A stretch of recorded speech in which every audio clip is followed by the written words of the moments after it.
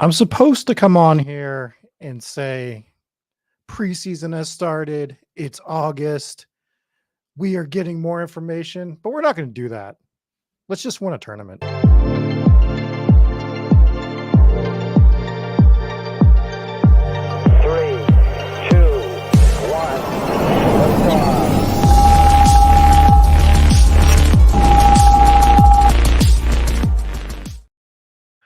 What is up? What is up, everybody?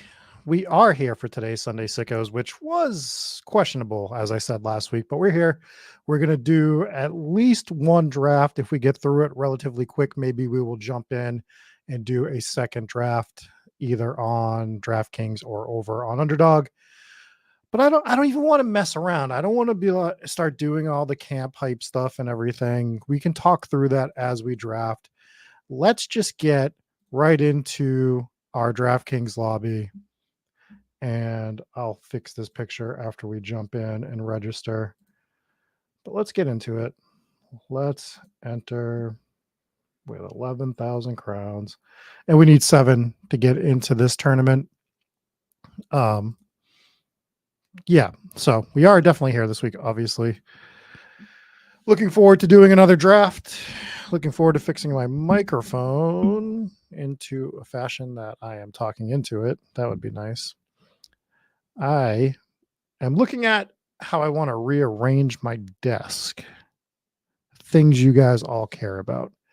Good morning, Duludo. Good morning, Zach. Let's win a tournament. That's what I feel like doing. I feel like winning this tournament on stream, getting into it. So also, I would like a draft pick from the 10, 11, or 12 spot this morning. I've been flirting with this new strategy that I've wanted to implement a bit more, which means we are obviously going to get the 106 instead of getting the spot we want, but that's fine. We will survive. We will adjust and make sure that we are fine and make things happen. 2-minute countdown clock is bad, is what I'm going to say. I think we would much prefer the 1-minute countdown clock on most of these tournaments. Let's get into some music while getting this going. That's much too loud. It wouldn't be a Sunday Sicko if I wasn't adjusting everything as we get through this, right? What's going on, Self? And let's figure out. I guess if we're on the other side of the screen, things would be much better, huh? Let's go ahead and get ourselves over there. I think something like this will work out quite well. I think you guys might like this. We'll move ourselves here. How's that for everybody? A bit's better. Now we're like way off centered because I zoomed in.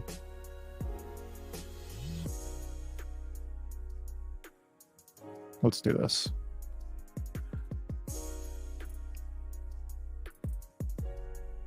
We got Chris at the 3 pick. We got Self at 108. Josh is asking, what are the biggest things you are acting on based on these preseason games so far? A lot of it has alarmingly like just reaffirmed priors for me. Where like on the Kansas City Chiefs, I haven't been drafting a ton of Hollywood. Obviously, he got hurt. So we want to do that. We want to be careful of that. The Packers remain a mystery on what we want to do there. It's very scary. And God, there's just so many different things. Trying to figure out that Pittsburgh situation is still not great. I haven't really changed anything overly at this point. All right, so we see the standard start of CMC, Lamb, Hill. The Lamb holdout isn't getting talked about enough. That's I try not to think about those things because usually they just work themselves out. But that one seems to be getting to an area that I'm just not overly comfortable. All right, I would love to take Bijan here. We are at 22% Bijan in this tournament. We're at 8% Justin Jefferson. And Jefferson kind of works with the thing that I want to try to establish in this draft. So we're just going to grab Justin Jefferson real quick. I'm fine with that. Let's scroll down a little bit. So to your point, Josh says that the Packers wide receiver room retains value and massive contingent upside. So while worrisome, I'm attacking, drafting wide receivers. Yes, I'm drafting all the Green Bay guys. I'm still in on all of them. I think my lowest position right now is Christian Watson, which I'm fine with him being my lowest, but I still don't want him under 8%. So I'm working on that. Jordan Love, I think, remains like one of the best values at quarterback in these drafts. So I'm trying to make sure I get more of those going forward. I was getting a lot of Jordan Love early. I feel like I've kind of stepped off the gas inadvertently lately. Again, we talk about this. We're trying to balance 8,000 things at once. Sometimes things fall through the cracks. I was already willing to reach for Worthy a little bit, Donnie. So that is something I was fine with, to be honest. That is something I was already fine with doing.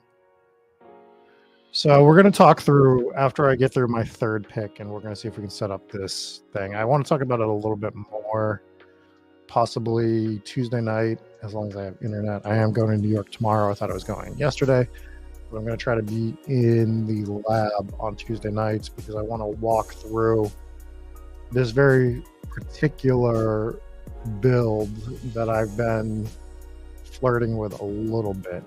I haven't done it intentionally on DK yet. So let me get through my picks. That's a teaser. That's what we should have started the show with. Watch this incredible build that's going to make us $1 million on DraftKings. Is how I should have started the show rather than fumbling with my mic, getting over here, talking about nonsense. That's what a real host would do. Am I a real host? No. But we're here and we're drafting and we're going to win $1 million today. Shout out to Blundell for that sick thumbnail. It's great.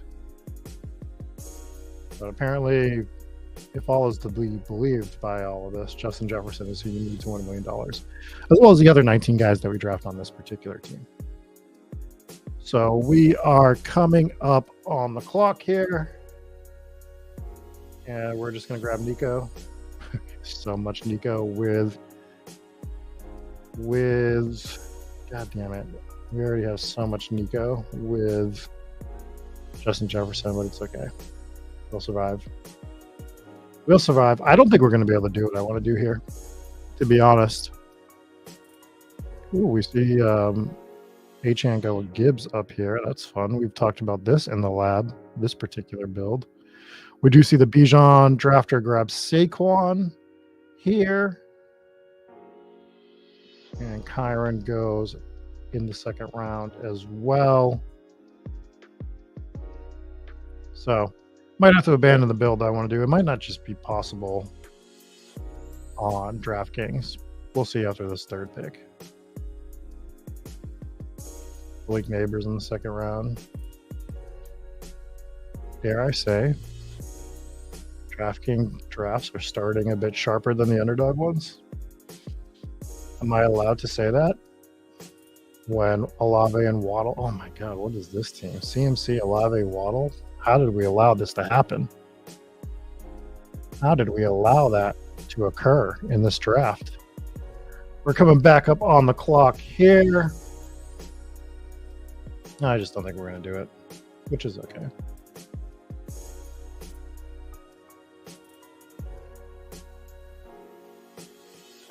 I think we're gonna take Ayuk, buying the dip on him, and we don't even have any Ayuk. I think he just stays in San Fran. That is a situation that I need to maybe weigh in the future a bit more, right? Where we knew that there was going to be a contract thing with Ayuk. That was obvious. What took us all by surprise was the first round wide receiver selection by the 49ers, where my immediate thought was redshirted. Ayuk gets re-signed. We don't see much of Pearsall, which I still think is the most likely case for the most part. I'm not saying that Pearsall's not going to play at all, but I think I like to talk about drafting like an NFL team rather than, an analytics guy sometimes. Like, what do these NFL teams believe about players? And there should have been even more red flags when Pearsall got drafted in the first round. There was already a ton. And so probably should have reacted to that a little bit more in drafts.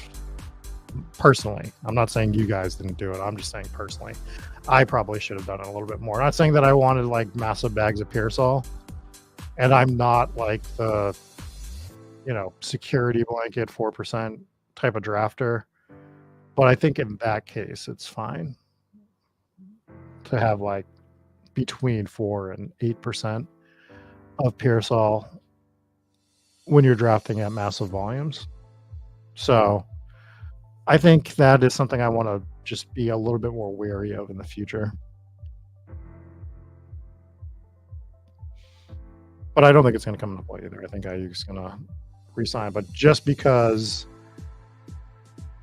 we get the right result doesn't mean the process was right. And this goes back, got another poker reference.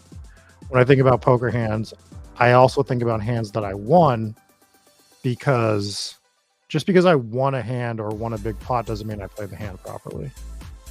And you can't always be results oriented. You have to look through the whole process. And this is one where I think I'm going to win, but I think the process was probably bad. So we'll take the W. We'll be excited about it, but we don't want to repeat mistakes when we're gifted a win, if that makes sense. So we started with Jefferson, Collins, Ayuk. We see a double tap at quarterback with Allen and Hurts. Pittman goes. We are back on the clock. We can. Let's grab Lamar.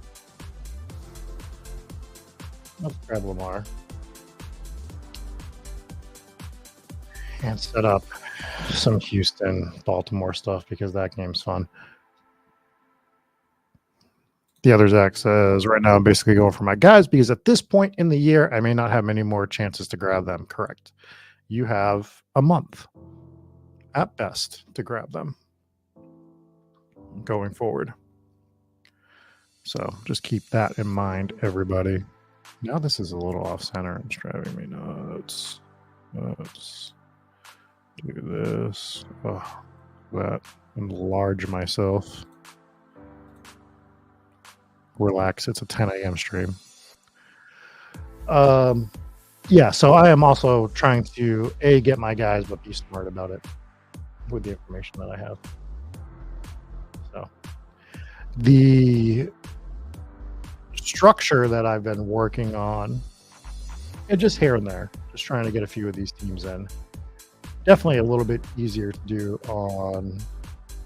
Come on, Chris. What are we doing here? Why would you do this to me? Why would you do this to me, Chris?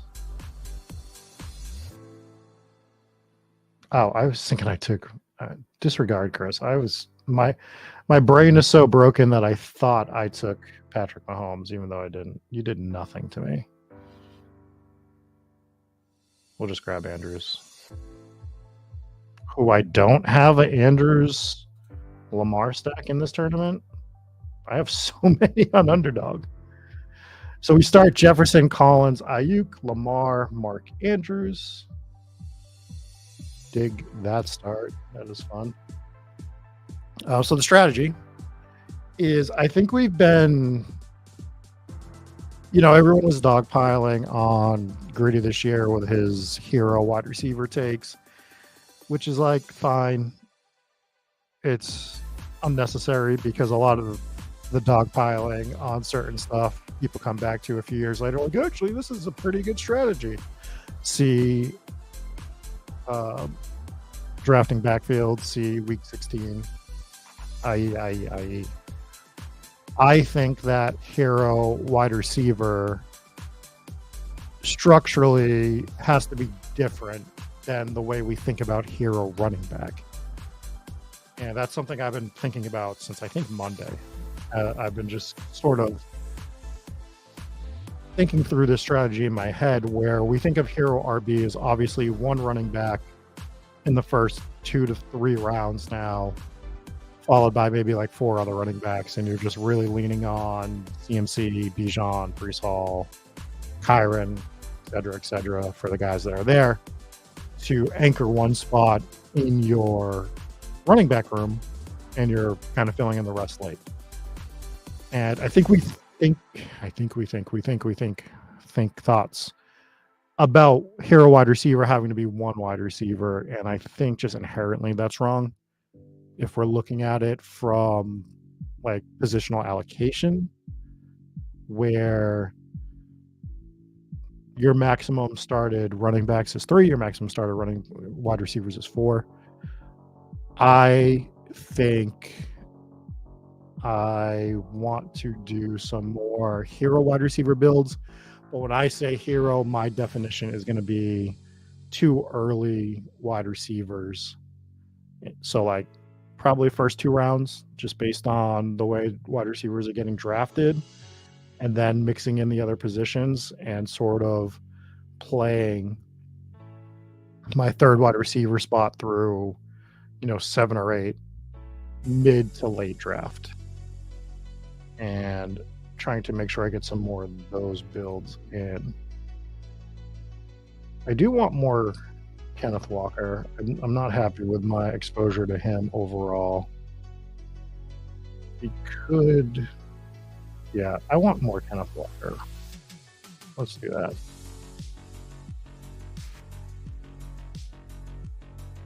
So that's something I've been thinking about. Sal is asking, how many more drafts do you want to do before kickoff? Are you above or below your goal for the year? So for me, I am below my goal for the year, and I will probably remain below my goal for the year. I did not anticipate traveling as much as I have for work this summer, and it's really affected my drafting volume overall. So I'm not going to hit a lot of the things I wanted to hit, which is fine.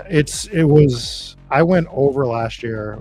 Had a profitable year, but went like over. And when I say I'm under, if I look at I'm still like $5,000 invested already in Best Ball, right? So I still have, I think $5,000 in Best Ball is a lot of money overall, and I'm going to have more. But traveling has really killed me. Not because I can't, because a lot of it's been to New York where I can play, but for me personally, when I travel for work, I do 12-hour days.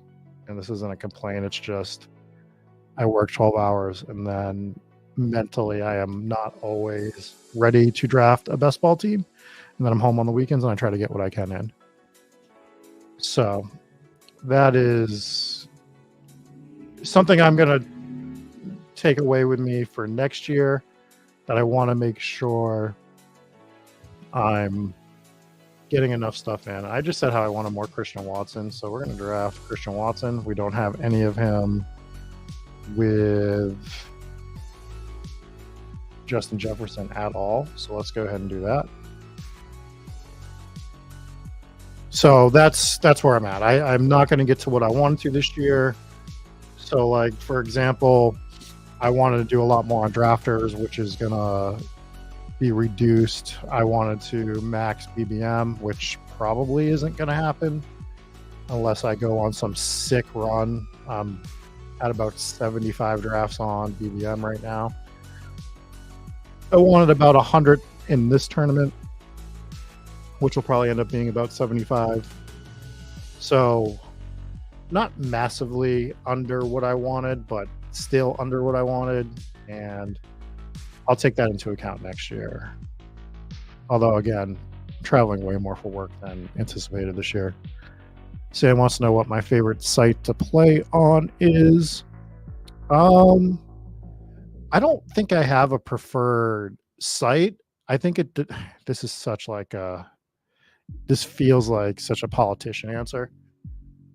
I like each for different reasons. I can tell you that I think Underdog has some of the more fun tournaments, like the Eliminator. I like a lot. I think that is just one of my favorite tournaments there is. I think DK has come up on that this year and offered some more fun tournaments as well. Like there's the September only or something like that tournament that they did. There's just some fun tournaments all around. If I want to do slow drafts, there's no question that Drafters is the best slow draft site out of the three, and it's not even particularly close.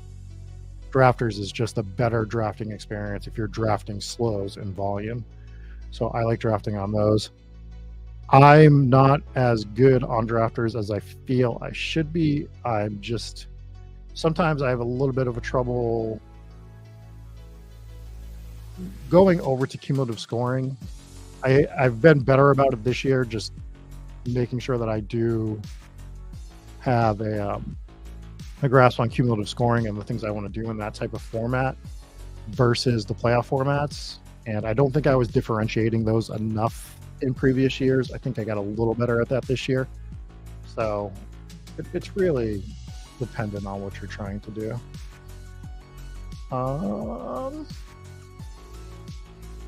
Yeah, I just want to say F it and just do Jordan Love. 20% of. Yeah, let's do it. Let's grab Lamar. Let's grab Jordan Love and see what happens. Seems fun. Seems like a lot of fun. This is going quick enough that we might be able to get a BBM in as well. Speaking of getting some volume in. But yeah, so like for me, traveling again to New York for work this week, probably back in the last week of August. So just got absolutely buried by not being able to get the typical volume. But while we're waiting, I'll give you just like a brief idea of, total invested in best ball. Doesn't mean I'm not drafting.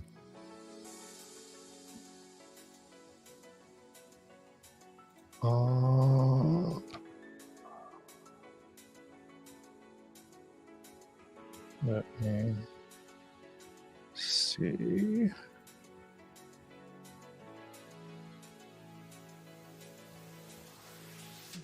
So yeah, I got,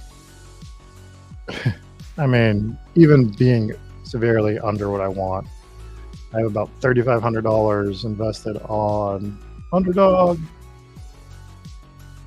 Let me switch over. So I'm over $5,000 at the moment, just based on seeing what I see here. So I think we're fine. I do like me some Javonte Williams still. I think that's where we're going to go. Though that Hopkins falling price is tempting. Let's grab Javonte.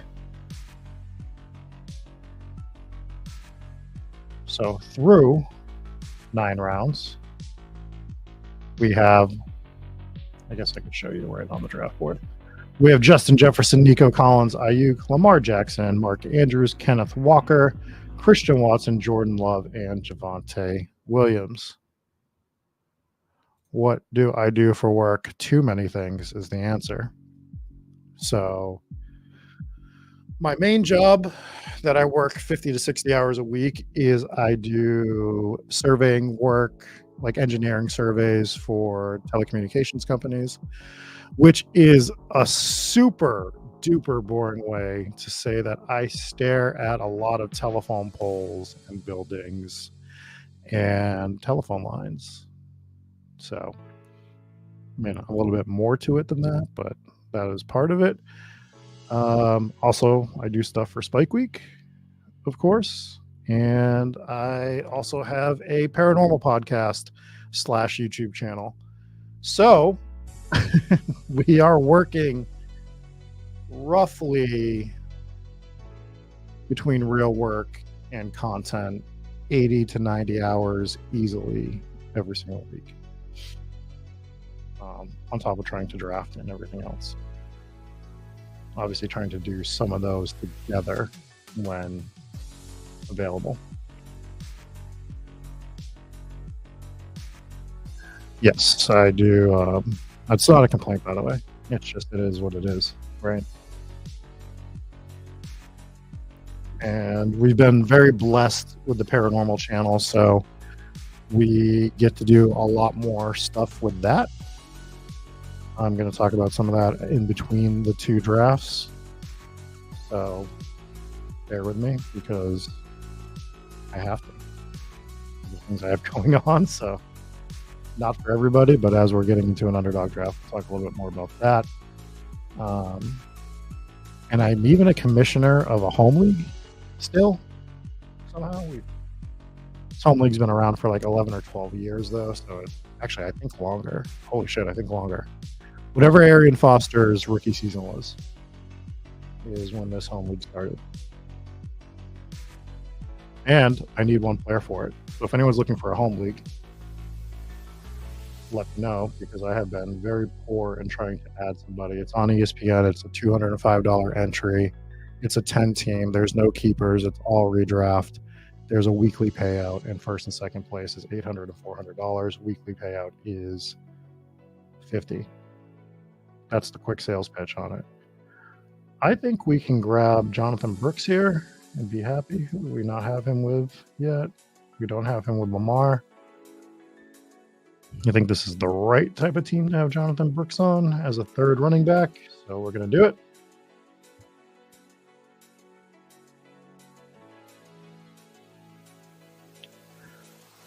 Very true, spurious.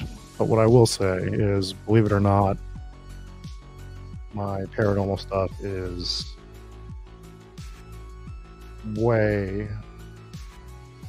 I get a lot of listens. So it's weird because paranormal stuff is more podcast oriented. So like my listens on the podcast are like just crazy.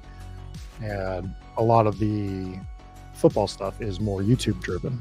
So, I mean, not that the other one isn't. I mean, I have the paranormal channel has almost 30,000 subs. We're getting close. So it does pop off on YouTube as well, but significantly more listens on the podcast side of that, which is great. Oh, very cool, Pius. I worked for Comcast for like 10 years. It's a good point. It's various. Best Ball bros love to see beautiful faces. It makes sense. It does. It does. Which is why you can see my face almost every single Sunday. Right here on Spike Week, doing the Sunday Sicko streams, drafting the best teams, trying new things. Although this team is relatively standard for the most part. But we try. We don't force it, but we do try to draft some different teams to make ourselves think. So what do we have right now?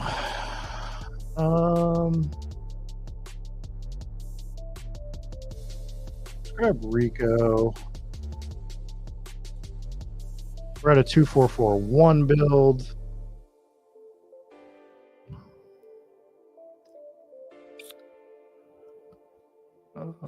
Anything actionable from preseason for you? We went over this a little bit earlier. Nothing like too much yet. I'll say this. I think the Josh Downs fall is a situation I want to buy. I think it's getting. I understand like high ankle sprains suck and everything, but I do think it's getting significantly overblown. If it's going to happen, obviously this is when we want it to happen. He has plenty of time. Even if he misses a week or two, I'd rather him miss a week or two. He's not a guy that we're drafting as our first, second, third, fourth, usually wide receiver. He's a fifth on. And if he's going to come back, I know people are going to say they linger, but that's like such a lower rate than we, as he gets drafted here in the 11th, lower rate than we like to think. So I think that the one player I want to draft more of as he falls down draft boards is Josh Downs, personally. And I was already grabbing a lot of them. He helps make builds, in my opinion. It was him. It was Dontavian Wicks who was getting shot up draft boards, and a few other guys that make it easier to push the wide receivers a little bit more for that fourth and fifth on occasion. I don't want to do it a ton, but he's made that a little bit easier, is what I will say. Oh, it was so good, Bias. What an industry, by the way. We won't turn this into that discussion, but the telecom industry over the last 10 years has been absolutely wild, and I feel bad for a lot of people. A lot of people are losing jobs because of the changes that are coming. What do I track most closely in the overlay? I like to track a few. So I'll show you what I have on mine after our next pick, and just kind of go over what I'm looking at, because I don't track one thing more closely than the other. I think that everything I have on the overlay is what I find most important. And as we get to August, I try to draft on desktops a bit more for multiple reasons. You have more teams, you're trying to establish a few more things, like you're trying to balance some things out. I'd love to grab Charbonnet here, but I just think Poke is the correct pick. So I have 24% Poke, right?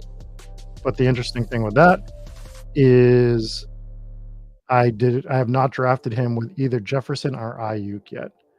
So I'm just going to go over my overlay. We'll look at Zach Charbonnet real quick because I have a bazillion of him. My first number is my turning percentage, which unfortunately just doesn't show up for you guys. But when I highlight it, it tells me. The next is my slate percentage, which is fine. I don't care about that number as much. After that is him drafted with my quarterback 1, which matters a bit. Probably the least important thing for me on this, but I do like to see it. And then it's round 1, 2, and 3 combos. So that's what I'm tracking on my overlay.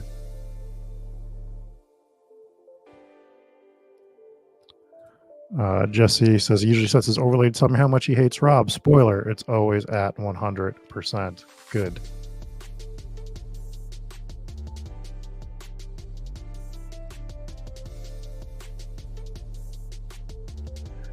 M. Sean is asking, do you think being optimal is overblown? If you go against the grain and you stumble on a super team, wouldn't it also benefit from being unique in the playoffs? So it kind of has two big advantages. What optimal in what sense are you talking about? Like just drafting the best ADP available? Is that your definition of optimal? Is it structurally optimal? Like not to poke holes in the argument you're making. I'm just trying to define it a little bit more. For me, the way I play anything that is a game of skill in some semblance. We're going to draft here real quick, and then we'll get back to this. I'd like another wideout. Let's grab Carousel. So, just because we were talking about this earlier, I don't think it's the greatest, but I do want some. So we'll grab Carousel here. The way I play skill games is I try to understand what is considered optimal to the best of my ability to understand it. I want to implement it, especially in like high volume drafting. I want to make sure that I'm doing it, but I also want to know how I can do it differently from others, or how to see how people are doing it and attack it from a slightly different variation. It doesn't mean to zig when others are zagging. It means, how can I do it in a way that the other people that are doing this aren't doing it? Or what can I do that slightly alters on it a little bit? And I think a game like poker, that's a little bit easier said than done.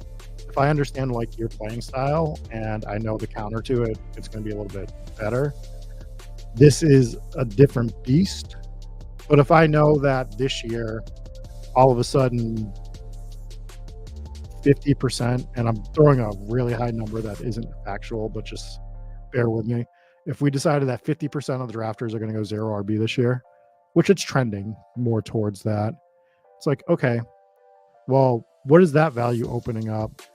Can I still attack 0 RB with a different core of people that are using 0 RB? So for me, that right now is drafting 5 running backs instead of 6 when I get them early enough, which is that running back sweet spot that we all talk about. Can I pull one of those up around? Can I get different combos of those guys? Can I make it a different variation of what everybody else is doing? So and you said you meant more structurally. So I think I'm sort of answering that question. And what's against the grain? How can I do hero RB teams like that? I don't think I've done a great job altering my hero RB teams enough this year.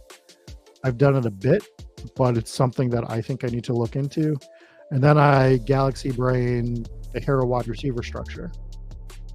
Because if we're going to continue to push running backs down, which I'm not saying is right or wrong, it's probably more right than wrong, but if we're going to continue to do this going forward, what is going to be the way to counter that? And maybe it is to take what historically was the running back dead zone, which is no more, right? That is not a thing anymore. It doesn't exist in the same sense that it did a year ago, definitely 2 years ago, for sure 3 years ago. And how can we attack this a little bit different from others? And when I say all this, it doesn't mean you're doing it every single draft, right? We can do this in so many different ways. You could do it 10% of the time, right? 5% of the time. You really like something 15% of the time. And you could make sure that's something that you're doing. I have not drafted Baker Mayfield. I'm not drafting him this particular tournament, but I haven't drafted him on DraftKings at all. I think I'm okay with it.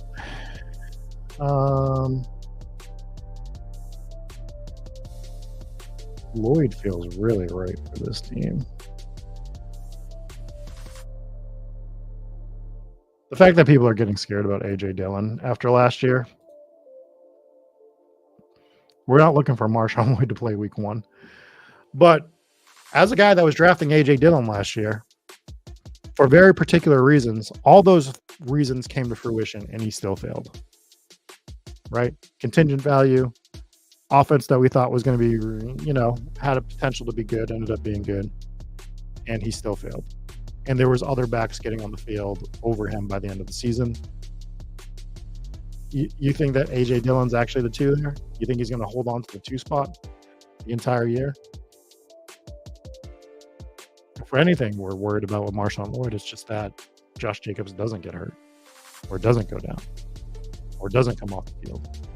I'm not worried about A.J. Dillon one damn bit when it comes to Marshawn Lloyd. Some of you could go out there and run faster than A.J. Dillon at this point. Probably couldn't eat more, though. Big boy.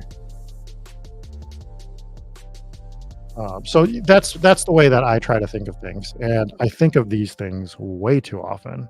As I'm driving around, I start thinking of structures and I listen to other people's interpretations of how to play the game. And it's a lot of times I don't disagree with them. It's just how can I throw a variation on it? How can I own what is getting put out there for mass consumption by very smart people? And how can we alter it just a little bit so that when we do it, we're doing it a little bit differently and giving ourselves a slight edge, right? Those are things that I am constantly thinking about. And you can't always do it, right? You can't always alter it, but we try. So we're at a 2-5-6-1 build at the moment. Oh, do you guys just want to annoy everybody? People that will just hate this team so much. Let's grab Likely to go with Mark Andrews. And we're done at tight end.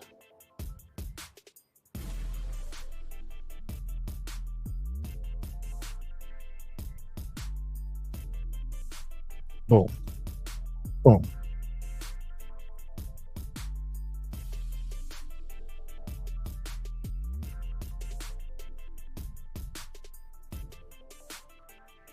Been trying to grab a lot of Ray Davis lately as well. God, I should have went to Dunks and got my fun drink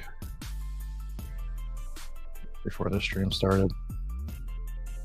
That would have been the play.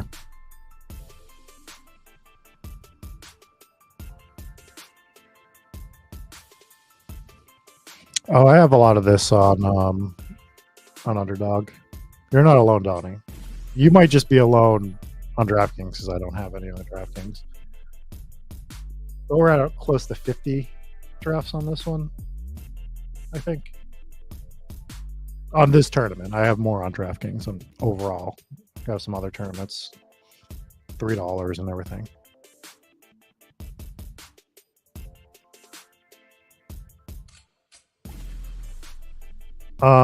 M. Sean is saying that he keeps having a thought that one of these years I want to go take a super hard stand plus 60% on a certain late stack and just go with it. If I'm right, 1 out of 10 years, I feel it would be very profitable. So we sort of had this discussion in the Underdog channel yesterday.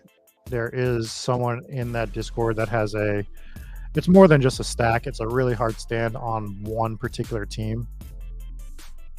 And I'm a stands guy. Take all the stands in the world. But I think it depends on your volume. And I think that there's diminishing returns after a certain level of that stand. So, like, if you're drafting, we'll just take the example from the room in a second. Let me get ready to draft our next awful player because God help us in these rounds.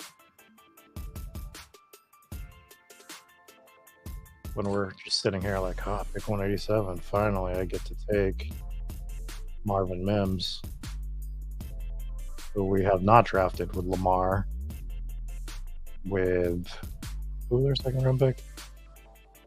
Haven't drafted with Lamar, Nico, or even Brandon Ayuk. So adding players like that, that's what I love using the overlay for. I was going to take Marvin Mims anyways, but it just established that for this team. I'm glad that we are able to do that. Brown's example. Archer, shout out to Archer in Discord. It's a heavy stand on Browns. Right, we're talking 70% Deshaun Watson stacks. And I just don't know why you need 70% when you're already crushing the field. As Self brings up, 30% exposure feels the most you should ever have. I think to a stack, maybe. Like, if you want to go over that on a player, fine. If you just have like a hard line on a certain player.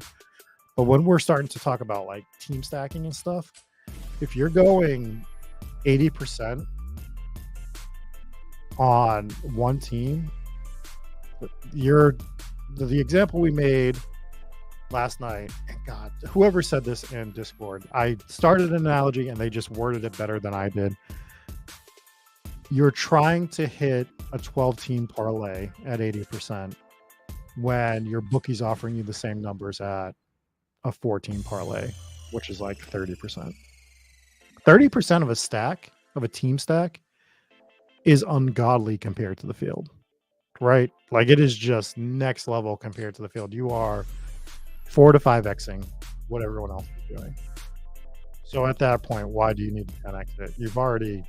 You're already going to be doing really well if you hit that bet. And you're not even really, it's just so much in best ball. to bet on that one particular thing. Hell, I do it all the time. Do you guys want to see my Bijan exposure? That's one particular player. That's a particular stand I'm making on one player. But I can't get it to 80. I don't want to get it to 80. Right? I'm not falling for some of this. Let's take Rashawn Johnson, who I like.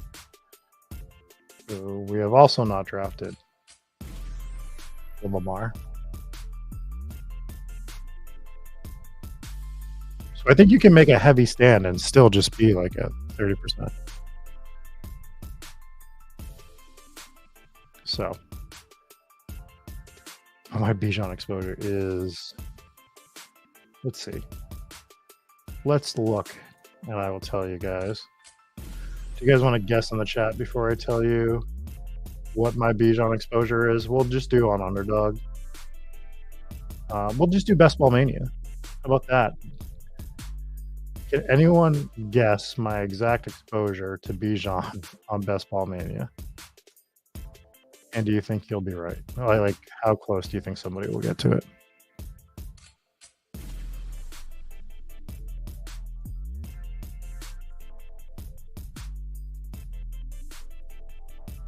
Your counterpoint is saying if you knew this was going to happen, if you knew anything was going to happen, you do it at 100% or 0%. If you watched this particular channel last year, we all on this channel, myself, Eric, got really high on Puka and Kyron, and we started drafting them at a very high clip at the end of the year. But those are bets on specific players. Those aren't bets on team stacks. And we couldn't get to 70 or 80%. And that's a different bet too, because they weren't getting drafted in the first half of drafts. So once you're 20% on a player that wasn't getting drafted in the first 60% of the drafts that were taken, your overall stance is even higher than your 16%. It's more like 32%, right? Because you're in on a guy that has not been drafted. I'm going to do the BBM, Josh. I need to get one in, so we'll do the BBM. But we're not going to recap teams on this one. We're just going to jump right into BBM after this. Here's the way we're going to do it. I hope everyone's cool with that.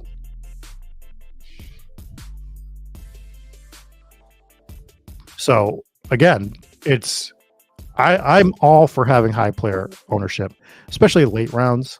I mean, I think it's a different conversation from a first round player. Like my 30, I have 30% on Bijan. My 30% on Bijan is like having 100% versus the field, right? I would assume, other than a complete, absolute sicko, someone more sick than me, 30% is for a high volume drafter is probably going to be the highest that Bijan comes in owned in that tournament. From somebody that has, we'll say, 50 teams or more, right? I just think that is really relatively easy to say.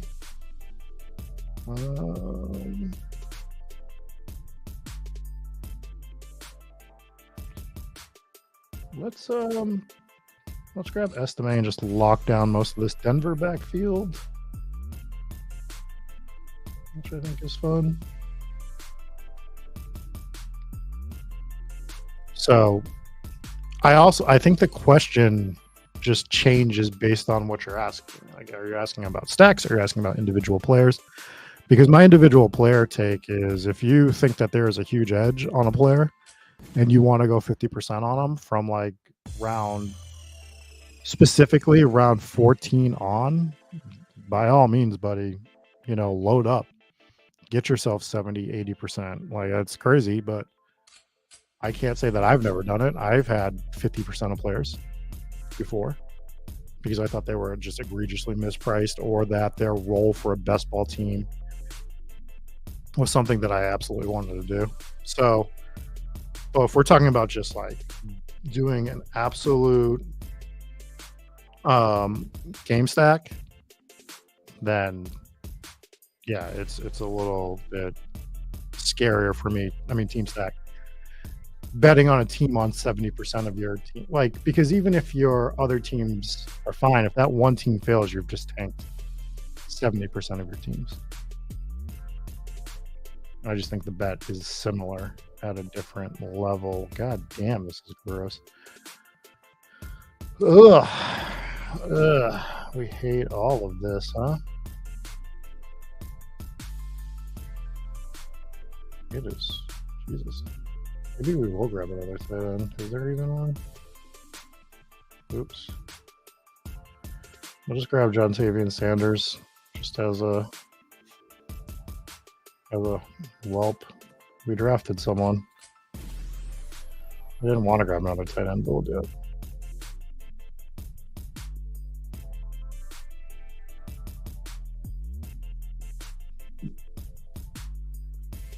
Agreed. ADP does matter so little past round 15.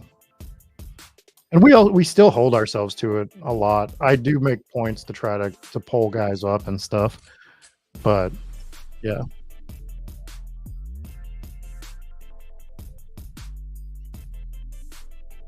What made us jump on Kyron last year? Anything feel that way this year? I feel like people are forcing it to be Chase Brown. It's not similar. The Chase Brown thing is not similar to Kyron for multiple reasons. What the alarm bells that went off for Kyron and Puka were they were doing everything that the starters were doing. The starters didn't play a preseason game. Kyron didn't play. Puka didn't play. So the team was telling you. They were egregiously telling you these guys have massive roles in our offenses. We haven't gotten that yet. So one thing that did solidify that I didn't like words, just speak them. I don't have enough Tank Dell. I knew I didn't have enough Tank Dell. Preseason has solidified, not just the touchdown. I just think that I need to make sure that I get up to 8% and more Tank Dell in tournaments. Just something that I was already scared about. He was just a guy that I was accidentally overlooking in the first place for multiple reasons, but I need more Tank Dell, and preseason has solidified that a bit. Pius is at 60%. Bowers, is that broken? Single player, buddy. Like, I'm fine with it. I wouldn't get to 60% on him. And it's not just because of Bowers. It's just 60% on anyone in that Raiders offense feels a bit much, personally. That's a personal take. If you're all in on Bowers and you want to be at 60%, by all means, click that button. But if you were like, I'm at 60% Raider stacks because they're cheap and I like Bowers and I'm just going nuts on the Raiders, I'd be like, seems bad. God, we're in the range that Robert Woods is popping up as a guy.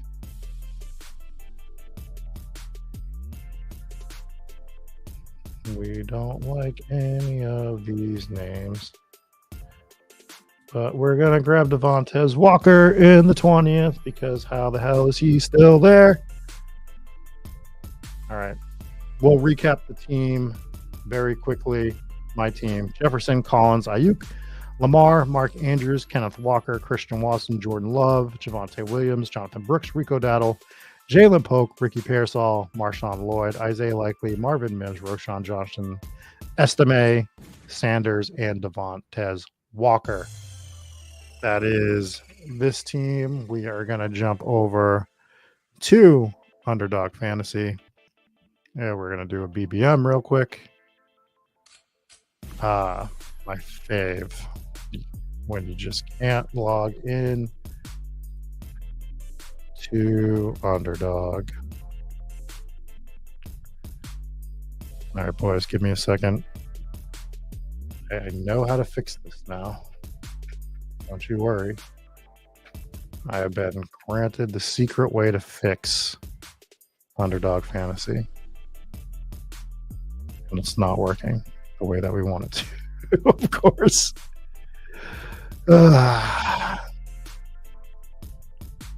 Underdog, what are we doing here?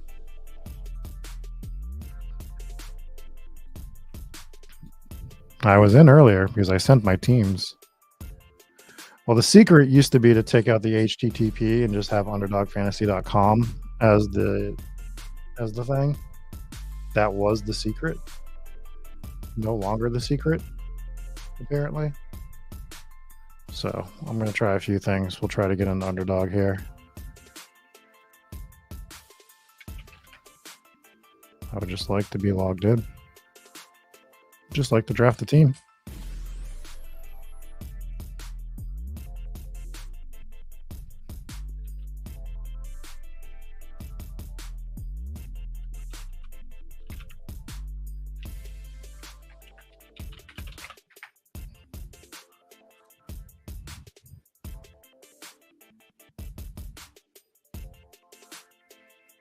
So annoying.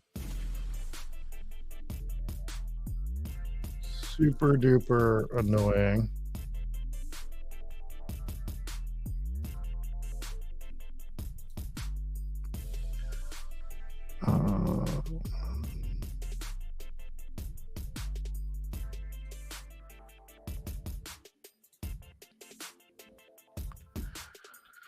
Try some other stuff.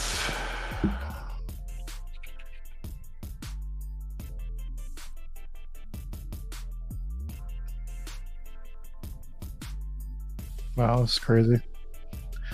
I just wanted to put money on your site and play tournaments, underdog.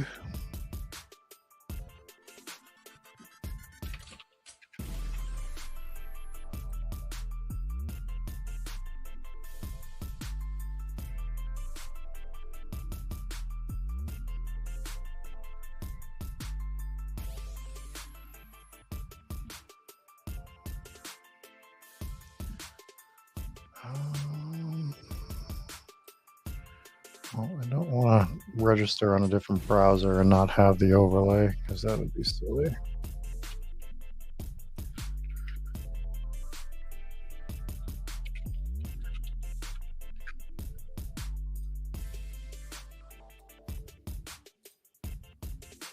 Wow, this is crazy.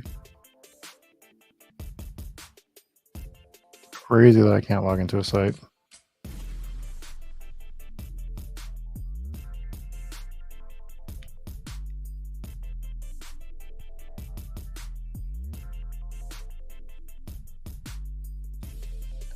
Might not be able to do this.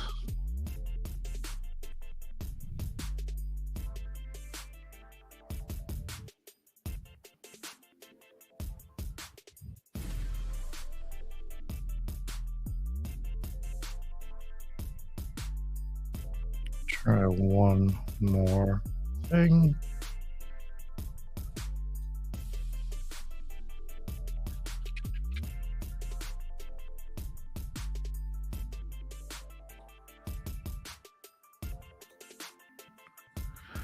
It's so silly.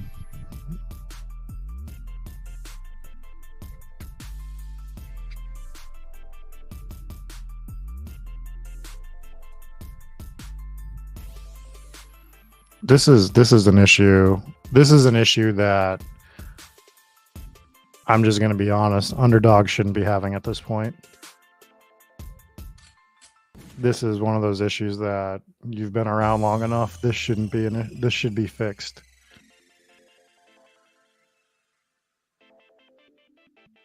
This should not be, because I'm guessing everyone else can get in, right? You guys are all fine. It's not a site thing. This is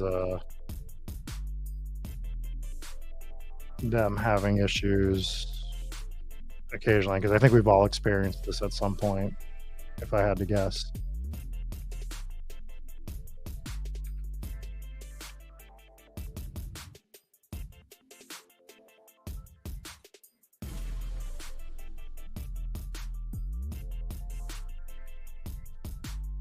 Yeah, this is stupid. This drives me insane. Yeah, I've had this problem. I wish that was the error, because the fix to that is just registering for the tournament on my phone and then clicking into it from the thing.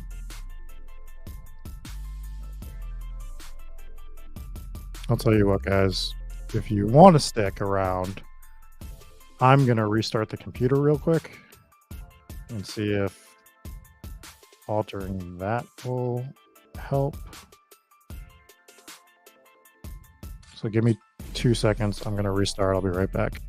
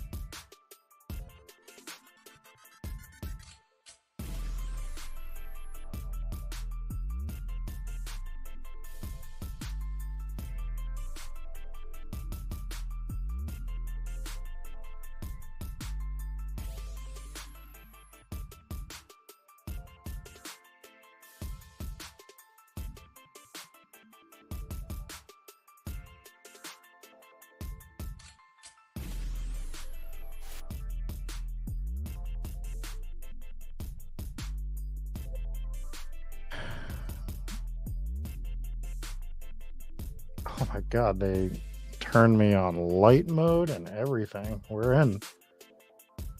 We're in. All right, let's get this on screen. I'm a little annoyed. Let me make sure I'm signed in. Looks like I am. Okay, let's draft a best ball team. Entering now. We need 3, 2, 1. Our draft hacker is ready. It should be up to date. Give us the back end. We get the 12. That's what 12 might have been too far down. It's fine. We'll take it. We'll take anything at this point just because we were able to log in. Jesus. Good morning. Good morning. Good morning. Sorry for that. Sorry for dealing with the nonsense that you get occasionally.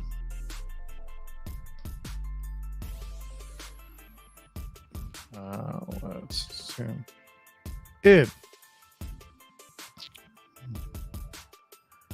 I should just make custom layouts for each site. Will live. Can you guys all read the board after I do this update?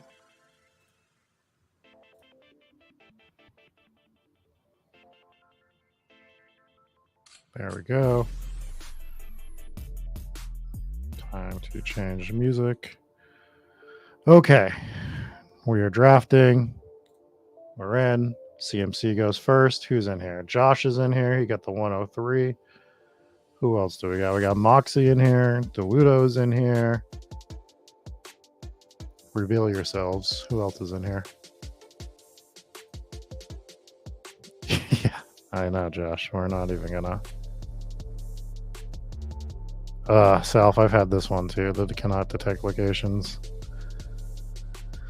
D. Sloan looks like a familiar name.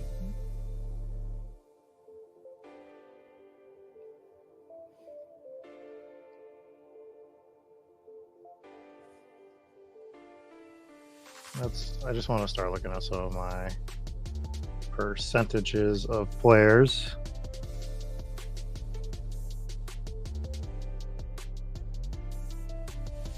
Essentially have the same stuff. It's tourney percentage, first quarterback and then my first 3-round combos for my overlay, for those that are wondering. Ooh, Moxie pulls Harrison up. Fun. Garrett Puka seems like a fun start, so we'll do that.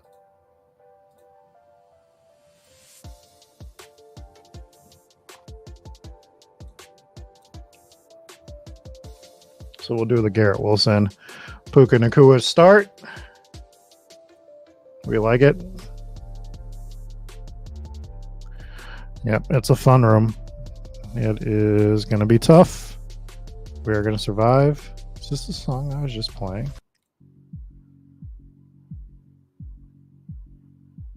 Who knows? Who knows anything anymore? I'm so frustrated by having to restart the computer, sign back in. What a nightmare. I cleared a bunch of stuff, so like even my name got wiped from StreamYard trying to get Underdog working again. Just nightmare. Nightmare inducing. Do you guys like me on the left or the right side of the screen? What do I like? Sometimes it's about me and what I like. I feel like I can make myself a bit bigger on the right side.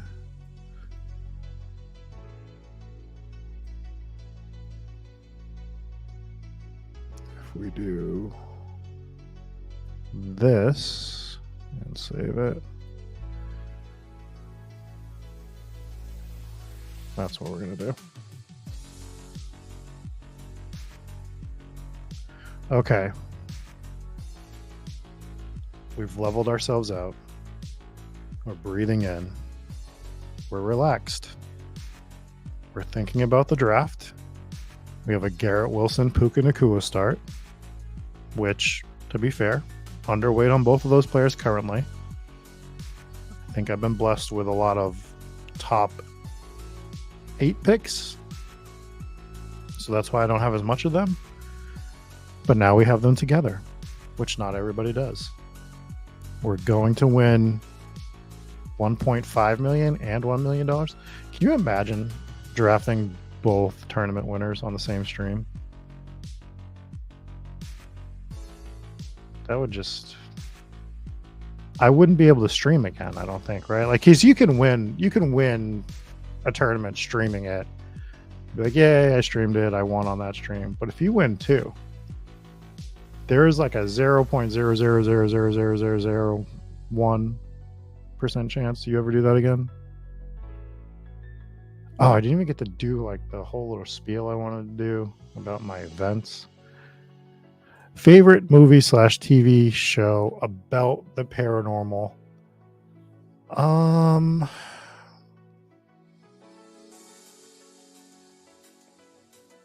I mean, I'm an Evil Dead guy. I love all the Evil Dead movies. So that's probably my answer. I really like The Conjuring, though, as well. I've been to the Conjuring house. If you guys want, like, actual, like, real-life drama, the lady that owns the Conjuring house is not well, and she has been posting ramblings. There's a whole situation there. It's insane. But we will not be going back to the Conjuring house anytime soon because of some of that, because of some of the silly rules they have in place at the Conjuring house for content creators that I just will never deal with personally.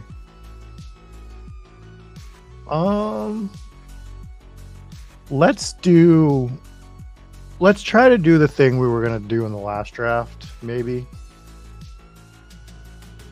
I think that we can do it while getting a bit uncomfortable with some of the players. Like, let's do it with Pacheco. So we're going to try to implement that hero wide receiver build, maybe. So we're going to grab Josh Allen, Isaiah Pacheco. We have Garrett Wilson and Puka Nacua. So those are the things I wanted to talk about while we were transitioning streams that we ended up getting annoyed with Underdog is. Spooky season is coming up. Well, first of all, if you don't have the Spike Week overlay and you're drafting in volume, make sure you purchase the Spike Week overlay. As you've seen, I use it quite often while I'm drafting. Make sure you grab that. If you're into paranormal stuff, make sure you're following Hometown Ghost Stories. We have a couple of events that are really exciting this year. Our first event is we are doing our first ever paid ticketed live show in Weymouth, Massachusetts at a brewery on October 18th. It's a Friday night. It's in Weymouth, Massachusetts. So if you are in the New England-ish Massachusetts area, you and the wife, the girlfriend, the side piece, whatever, girls really are into this stuff. They'll have a lot of fun. It's at a brewery. There's going to be another show. We're going to be having, our show is fun. We talk about ghosts, but we have fun. So if you're looking for something to do for spooky season, there's that. If you're really looking for something to do for spooky season, the following weekend, the 25th, 26th, we are hosting an entire weekend on Block Island in Rhode Island. You have to take a ferry to get over there. We're doing ghost tours. We're doing live ghost investigations. It's going to be crazy. And you can find all of that on hometownghoststories.com, all the info for that. So spooky season is right around the corner, and it is fun to do with the family, with the girlfriend, with the wife, with the side piece, with the significant other, we will say. So make sure you're checking out that. What else is going to be scary is this team we're going to draft to just dominate this room with. Apologies in advance, but the other 11 are fighting to just advance with that second spot. We do see a CD, Jalen Waddle, Devonta Smith, George Pickens, heavy wide receiver start here from the 102.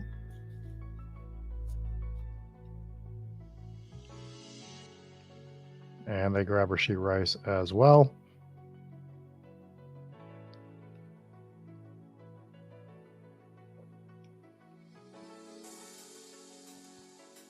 Moxie's got a lot of wide receivers going on here as well, with Harrison, Nico, Tank Dell, and Zay Flowers, which is fun.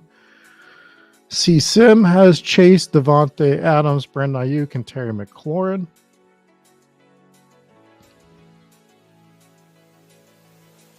And grabs Mahomes with Rashee Rice already going. Could be devastating. Solid chance he gets no stacking partner coming back for Mahomes here.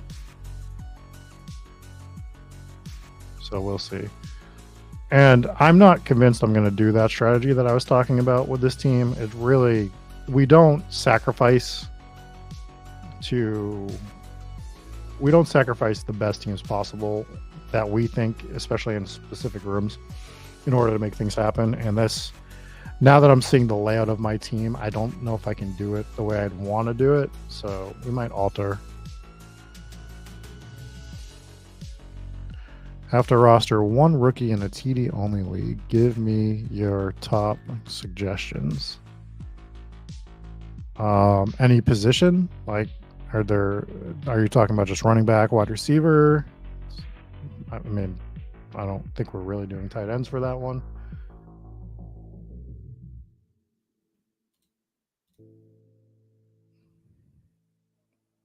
All right, we see Kincaid go. Worthy goes next, followed by Mixon. We are going to be on the clock here in a second. I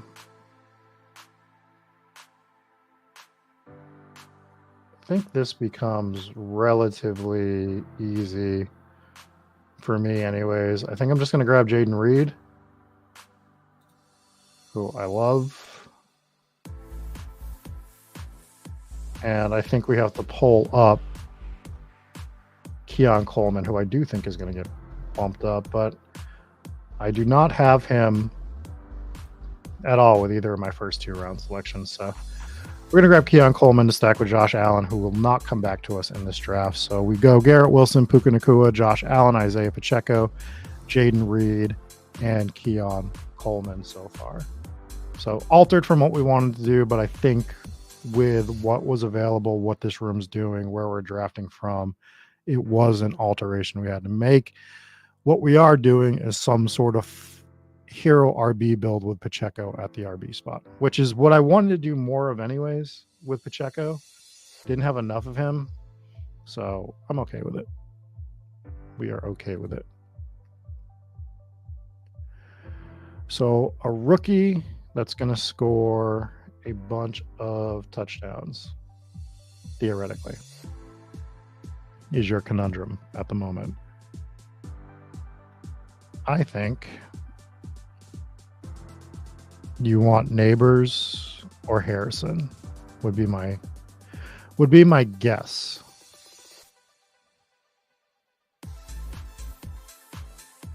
Probably Harrison by a smidge is the way I would play it, which is probably the stock answer. But I think that's the way I would play it.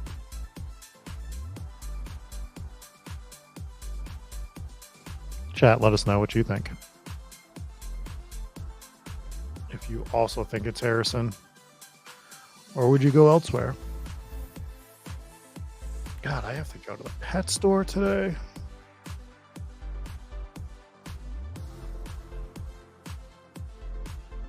I have to get stuff for the rabbit.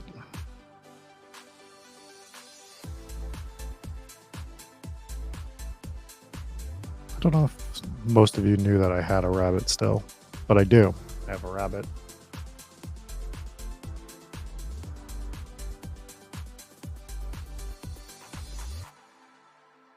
Let's go, Pius.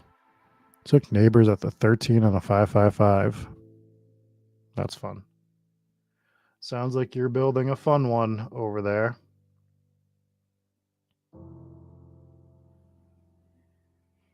So the team is Garrett Wilson, Puka Nacua, Josh Allen, Isaiah Pacheco, Jaden Reed, Keon Coleman. I think Coleman's going to jump up. That's one of the preseason ones that I think is going to be significant. I think he was out there for 100% of the Josh Allen snaps or something like that.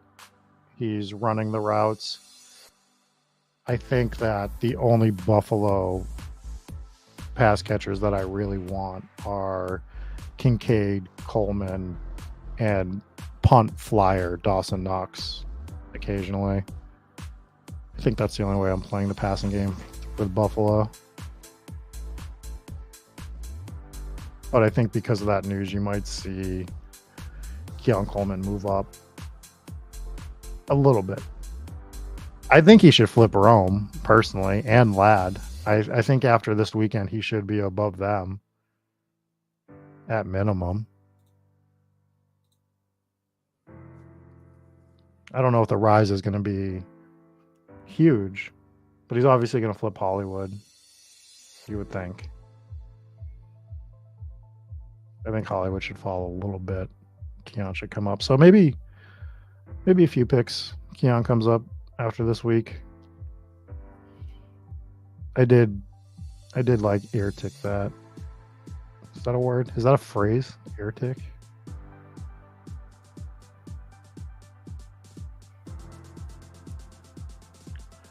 All right, we are going to be back on the clock here in a second. God, I have so much Aaron Jones. It is sickening. What are you going to do, Deludo? I think 8th round Evan Ingram on a team that I haven't even stacked him with any of the guys that I have yet. Makes a lot of sense. So let's grab Ingram. And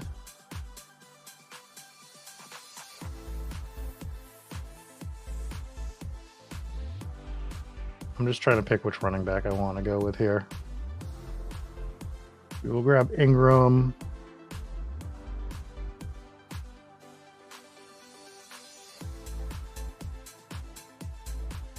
I don't think I want a Pittsburgh back.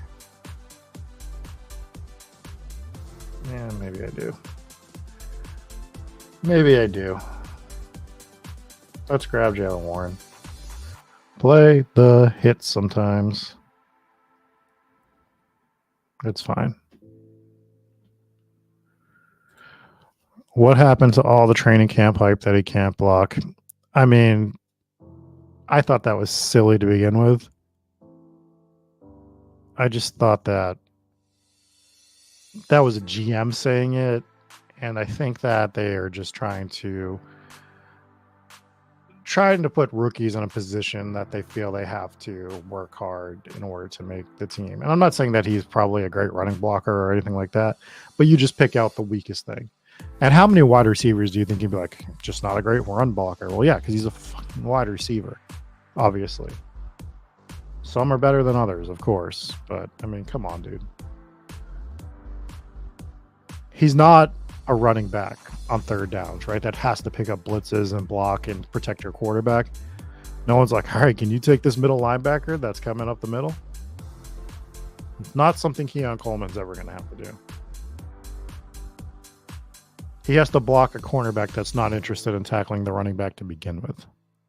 Right? So, like, I'm always just like, I don't care about that too much. Design screens is like when that's really the biggest, worry.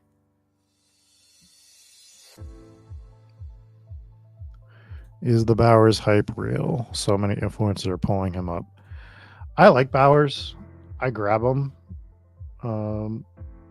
I want to be overweight, but not going nuclear nuts with Bowers. I think someone that I've been too light on is right next to him in this draft, which is Jake Ferguson. Somebody I want to try to get a little bit more of going forward. This time we took Ingram just because I do like Ingram. I like Jacksonville, and that fall was pretty good. And he is on a team that I just don't have him with anybody else on this team. So it's just, which is going to happen because I'm a little underweight Garrett Wilson and Puka Nacua. So you're going to see that a little more throughout the draft, but we still want to make sure we're getting those combinations in as we draft, which is why using the overlay is huge this time of year. I mean, it helps for different things throughout the year, but this July, August is really when you want to lock in and use it for a healthy amount of your drafts. You can't do it for all of them. I can't do it for all of them, that's for sure. But I want to make sure that I'm checking draft IQ. I'm using the overlay, looking at things, making sure that I'm not falling into patterns that I don't want to get into, which is something we all do. So just being cognizant of what you're drafting and being able to see it up front is really nice.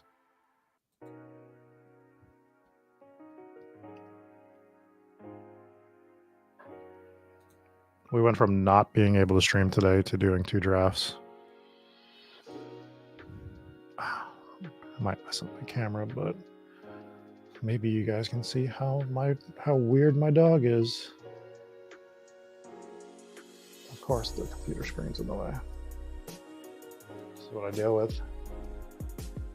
That is what I deal with. My weird ass dog. That is my weird ass dog, Gotham.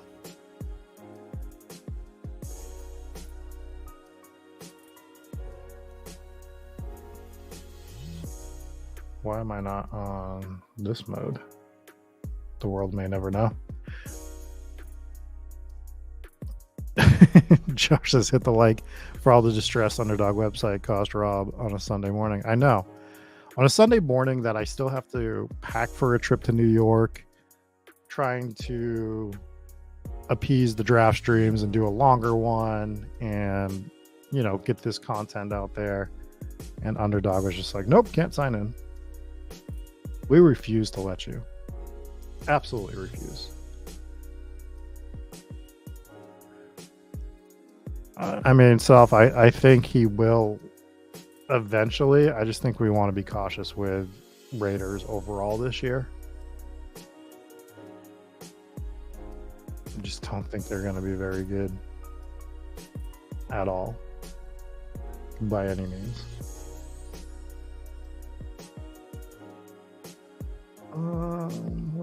do coming up?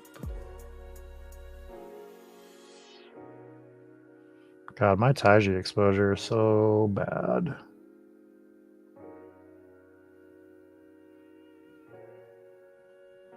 So I'm starting to... Let's grab Shahid. And... yeah. I think I just want to lean into the Javonte Williams thing, to be honest. I know Tajay like correlates better. I'm just not a Tajay Spears guy overall. I like the Javonte Williams bet more. I'm just gonna make it. The blind spot I'm starting to have is for Chase Brown, who we see Moxie had to grab him in the 8th round in order to get him. Now, I'm still trying to get him some, but if I don't get much more of him, I'm sort of okay with it because I believe, I'm just checking. I'm pretty sure he's currently my 3rd most drafted player overall and my 2nd most drafted running back at 30%. So I still want to grab some Chase Brown, but like I said, if we don't get him at a high clip going forward, we pack the Chase Brown bags, we're okay with it.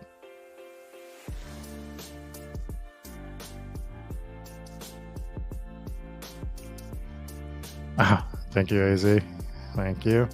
I actually think I'm changing this after August. I think I'm going to do a full-on spooky theme and then maybe bring the helmets back during draft season next year.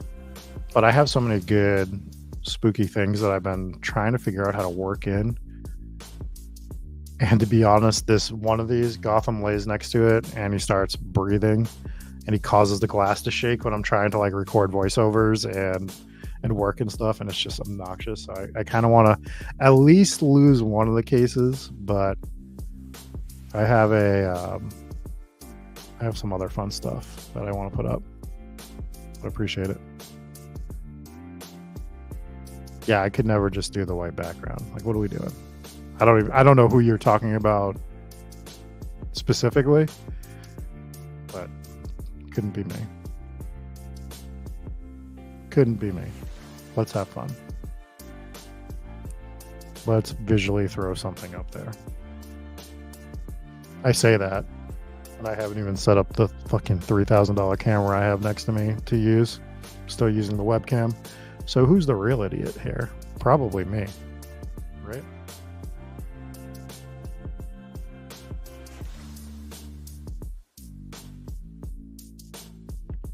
What is our team? I feel like I haven't even looked at it. Josh Allen, Isaiah Pacheco, Jalen Warms, Javonte Williams. Over at wide receiver, we have Garrett Wilson, Puka, Jaden Reed, Keon Coleman, Rashid Shaheed, and tight end is Evan Ingram. That's pretty fun. Pretty fun lineup. Josh, what do you got going on over here? You got Jefferson, Malik Neighbors, DJ Moore. Did the Baltimore double tap with Mark Andrews and Lamar. Went Christian Watson and JSN. Then started hitting the RB room with Jonathan Brooks, Brian Robinson, Devin Singletary, and Zach Charbonnet.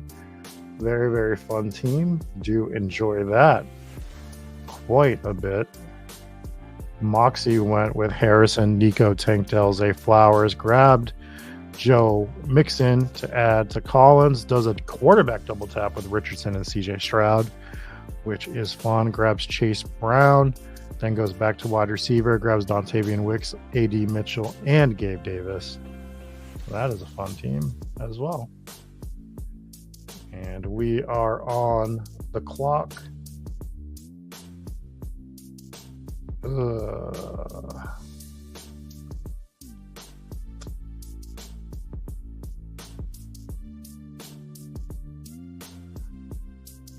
I want more Dotson. That's another guy that I think I'm going to try to make sure I get more of going forward. So we're going to grab Dotson.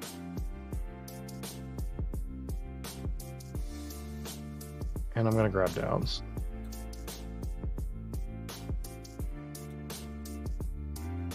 That's how I want to play this. Downs is my 7th wide receiver. Feels very fun in the 12th round.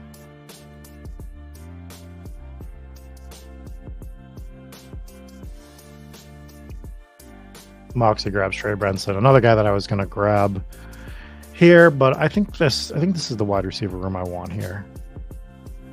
So I'm happy with it.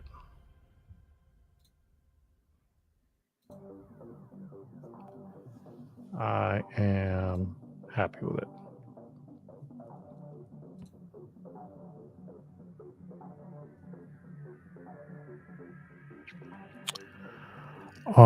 AZ says he just purchased the annual overlay this year. Nice. Can you explain to me a little bit where it says show ownership when drafting? So I believe there's a tutorial video on the different things that you can show up, but like when it says show ownership when drafting first QB, what that means is, let me just find a player here that's not going to get drafted. So let's look at Tyler Algier.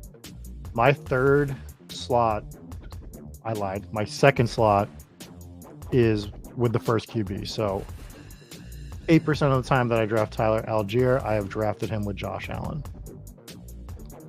14% of my Tyler Algier teams are with who was my first round pick? Garrett Wilson. But if you go to managed extensions, yeah, exactly. I think he's in managed extensions, Josh, but if he's not, this is what he might be looking for. So you go to managed extension settings, you can toggle which option percentages display when you're drafting. My highest exposure quarterback, I'm going to guess that it's Mahomes. I think that's going to be pretty easy guess. Yeah, I have Mahomes at 21.5%. I have Justin Fields at 19.6%. I have Lamar at 19%, Jaden Daniels at 16%, Jordan Love at 12%, Kyler Murray at 12%, Jalen Hurts at 9.8%.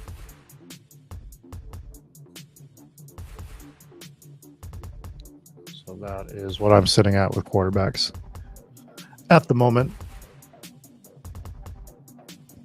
And yes, as Josh states, when you hover over the number, it tells you what each number. I wish it translated to streaming, like when I highlight it. I see it on my end. You guys just can't see it through StreamYard.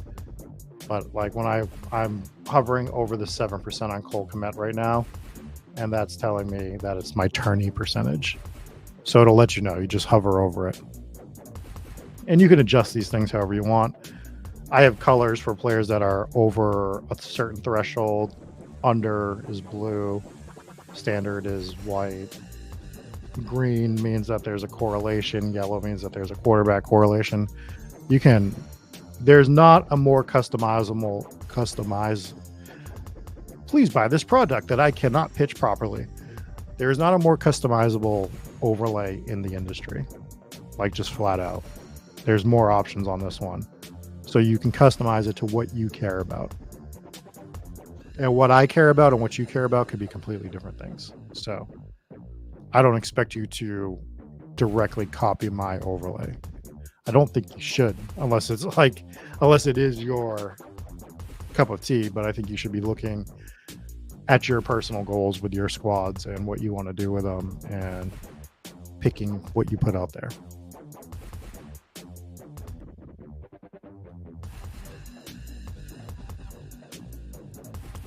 We are back on the clock here. I was kind of hoping that Stafford fell. I wanted to make him my 2nd quarterback. This is a range of quarterbacks I don't really dive into too often. So I wanted Stafford here.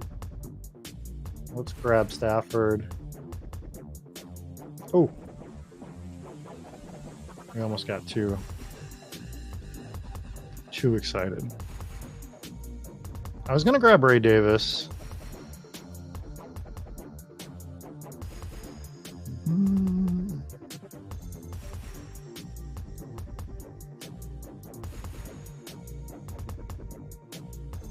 Yeah, let's just continue this Buffalo thing. Let's grab Ray Davis. So we got Pacheco, Warren, Javonte Williams, and Ray Davis at running back right now. Seems like a fun room. Done at quarterback.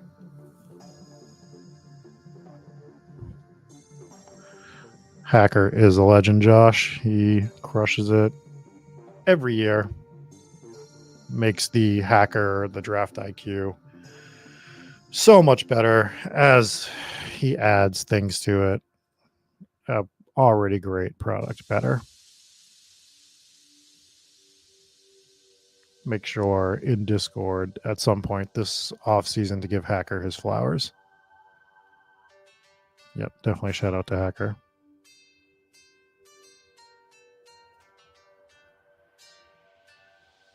Ugh.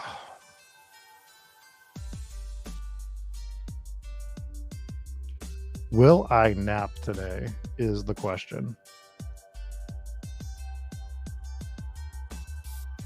I actually sat down and watched a movie last night that I didn't have to do for content because I have to review movies too. I just sat down and watched a movie and went to bed early, which was great. Hadn't done that in a while. I watched the most forgettable action movie of all time, though. It was what it was. I watched the newest King Kong and Godzilla movie just because it was there. I either didn't know they came out with a new one this year or completely forgot. So I was like, oh, I guess let's watch this. And it is exactly what you thought it would be. To a T. To an absolute T. So if you ask me about that movie in 6 months, I will probably say I watched it and I don't remember anything about it. I'm already forgetting. It's already flowing out of me at this point. I did go see, last time I was in New York, I went to their laser IMAX in Times Square for AMC theaters and saw Deadpool and Wolverine, which was a ton of fun. Like I feel like Marvel needed that movie. I'm not going to discuss it because I don't want to spoil it, but I thought it was a fun movie. I thought Marvel needed a fun movie like that at this point.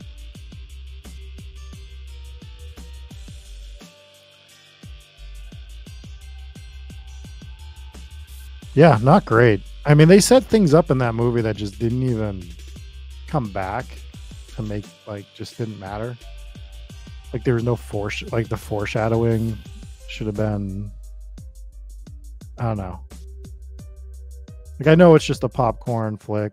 Go have fun. It's what that new Borderlands movie looks like. That new Borderlands movie looks like it's in the same vein. We're just doing movie hour now. Where it's just like a fun popcorn flick that you forget about. My concern is they filmed that movie 4 years ago in 2001 and it's just now coming out. That's usually not great. You usually do not like to see when movies take that long to come out. Like that is usually really, really bad.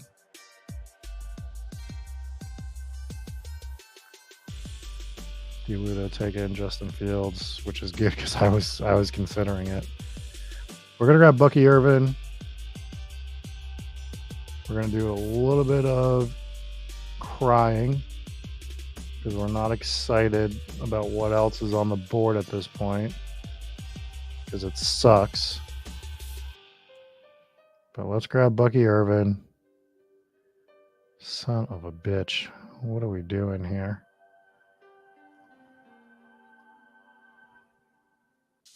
Man. How bad is it that I'm about to pull Juwan Johnson up to this point in the draft? But we're going to do it because I think he makes the most sense for the team in terms of what I want. So we have Ingram and Juwan Johnson, but they have the same bye week. I don't care. I don't care.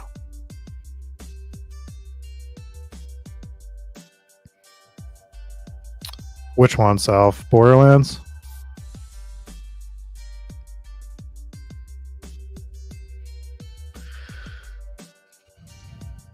Borderlands is a movie that I will probably... So I will say that I will watch it, and then it'll get lost in the shuffle, and I'll never see it. Is what will happen with Borderlands, because I'm mildly intrigued, but so many other things will come out, and I'll just forget about it. I'll just miss. It'll just miss me. Maybe I'll go to the movies again while I'm in New York, in Times Square yet again this weekend. Nobody likes that. I mean, on the flip side, the Fallout TV show, I personally thought was a ton of fun. So like, if we're just transitioning into video game adaptation stuff, Borderlands looks, yeah. Fallout was so good.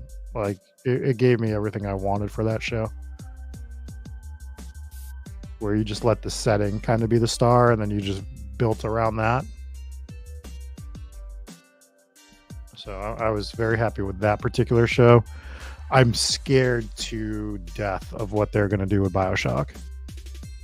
BioShock is a top 3 game for me of all time, and I don't like first-person shooters, but this game is just not a first-person shooter overall. This is storyline based and stuff, and the setting is, like, I think the greatest setting in the history of video games. So supposedly Netflix is trying to make an adaptation of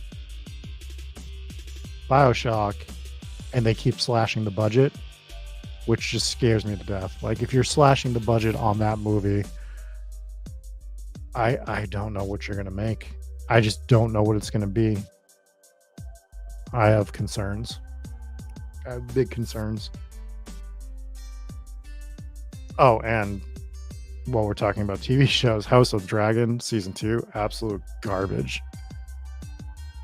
Won't spoil that either, but there was a point midway through the season where I considered jumping off and just not watching, and I powered through, and I wish I just stopped watching it because I thought it was absolute trash.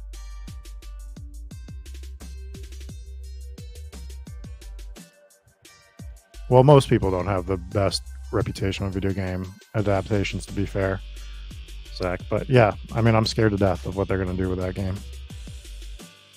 The 2 things I wanted to see come from video games to the big screen, which we'll go over in a second.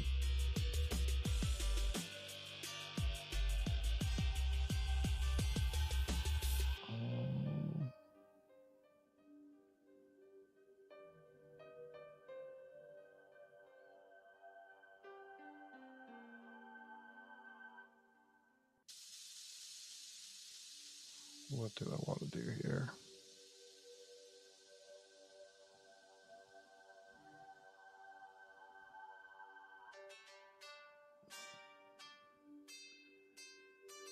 I think I want Roshan again. So you've seen double Roshan.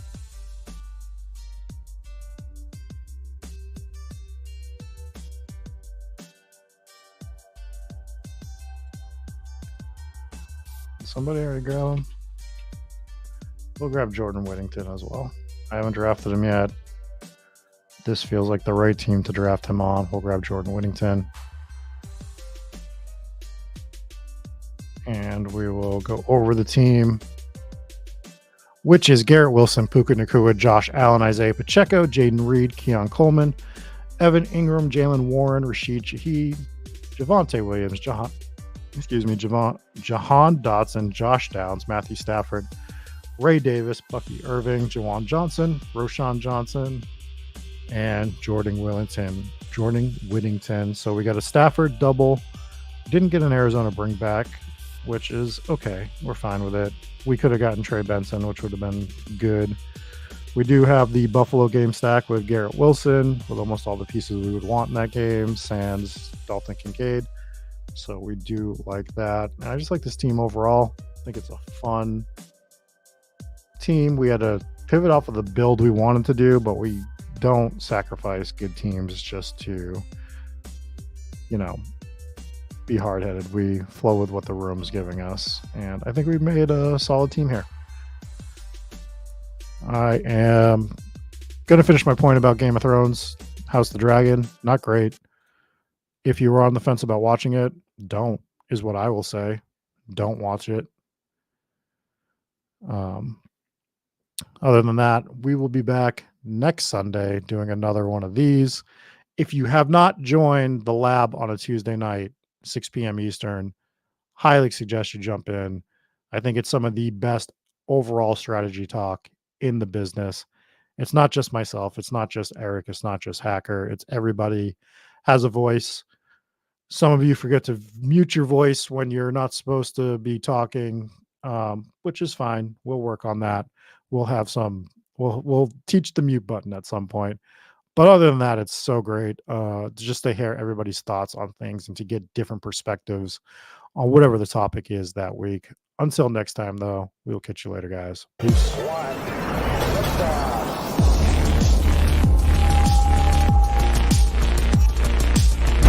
Woo! Those were some spicy takes. Want to stay up to date with all of the other spicy takes we're going to have over here at Spike Week? Why don't you press that subscribe button below? You turn notifications on, we draft a team, boom, you know about it. We have another spicy take, boom, you know about it. You can be there, you can draft with us. You want to stay up to date? That's how you do it. All right, we'll catch you later next time here at Spike Week.